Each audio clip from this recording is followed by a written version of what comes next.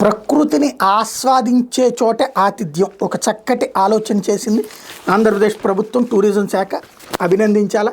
ఏంటంటే పర్యాటకులకు సొంత ఇంట్లో ఉన్న అనుభూతి కలిగేలా రాష్ట్రంలో హోమ్ స్టేను ప్రయోగాత్మకంగా అందుబాటులోకి తెస్తున్నారు. అరకు, కోనసీమ, విశాఖపట్నం, విజయవాడ, తిరుపతిలో గిరిజన వారసత్వం అంటే హెరిటేజ్ గ్రామీణ పట్టణ విభాగాలుగా హోమ్ స్టే అభివృద్ధికి కార్యాచరణ సిద్ధం చేస్తున్నారు. 729 ఆవాసాలు అంటే ఇళ్లను ఇప్పటికే గుర్తించారు. వాటిని మోడర్నైజ్ చేసి ప్రైవేట్ ఆతిథ్య సంస్థలతో ఒప్పందం చేసుకోబోతున్నారు. ఈ ప్రక్రియను పూర్తి చేసి వచ్చే నెలలో హోమ్ స్టే అందుబాటులోకి వచ్చేలా రాష్ట్ర పర్యాటక అభివృద్ధి సంస్థ చర్యలు తీసుకుంటోంది.